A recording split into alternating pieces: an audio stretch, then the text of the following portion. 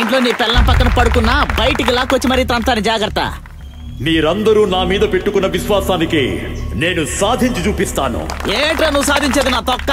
ఈసారి జరగబోయే జాతరకి మీరెవ్వరూ ₹1 కూడా ఖర్చు పెట్టనక్కర్లేదు. ఏంటి ఖర్చు పెట్టద్దంటున్నావు? గుద్దానంటే కడుపులో ఉన్న పేగులు మొత్తం బయటకు వస్తాయి. నువ్వు ఎక్కడున్నావురా? హలో హలో, కట్ చేశాడు నా కొడుకు, లేదంటే నరికి పోగులు పెట్టుండేవాడిని. మీరందరూ నాపై చూపించిన ప్రేమని ఎన్నటికీ మరువలేను. అడగడానికి ఎవరూ లేకుండా ఉంటారని మన రాజీవైన జైలుకు పంపించి ఇక్కడ వీడి పెత్తనం జలాయిస్తున్నాడు. ఎక్కడ బాధపడకూడదు. నాకెందుకులని నోరు మూసుకున్నాను. ఊరి బిడ్డని. ఈ జాతరలో రథోత్సవం చెయ్యాలంటే దానికి సంబంధించిన నగలన్నీ పెద్దింటి రాజీవ్ గారింట్లోనే ఉన్నాయి.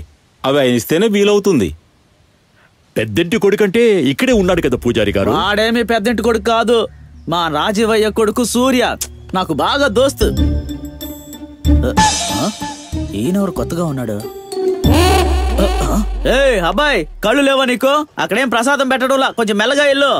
గంగా తాయ్ పలావ్ హోటల్ ఓనర్లు గంగా మరియు లవంగం. నీ పేరు లవంగమా? ఒకప్పుడు రౌడీజం చేసేటప్పుడు లవంగంలో ఉండేవాడిని. కొద్ది రోజులు గడిచాక వెటకారంగా మధ్యలో వాదేసేసి లంగా లంగా అని పిలుస్తున్నారు. ఇక్కడ లంగా అంటేనే ఫేమస్ లేండి సార్. రౌడీ? అవును సార్. నువ్వు? నేనే.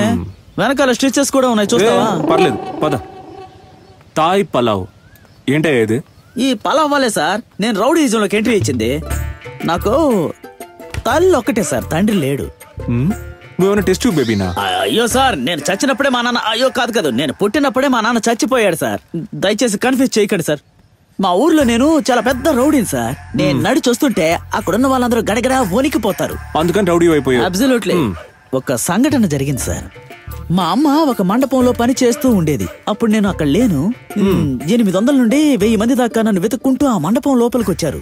కోపంలో నేను లేనని పలావ్ గిన్నెని కిందకి నెట్టేశారు సార్. నాకు అప్పుడు వచ్చింది చూడండి కోపం.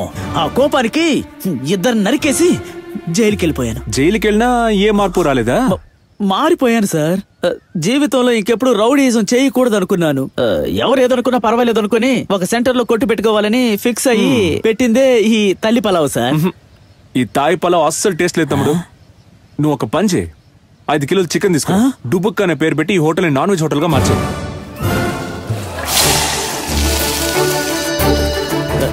ఏంటి సార్ ఈ రేంజ్ కి బిర్యానీ చేశారు? టేస్ట్ చేసి చూడు, బాగుందా? Sir super sir. ఎక్కడ నేర్చుకున్నారు సార్ ఇలా చేయడం?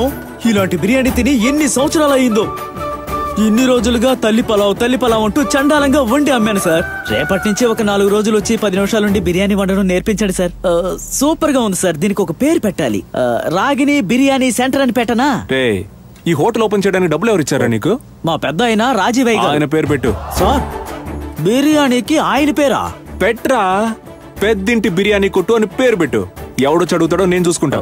సరే సార్. ఒక బిర్యానీని ఎంత కమ్మాలి సార్? పాపం తమ్ముడు, పేదోళ్ళు చూసుకొని రేటు ఫిక్స్ చేయి. 350 కమ్మనా? అందులోంచి 100 తీసి.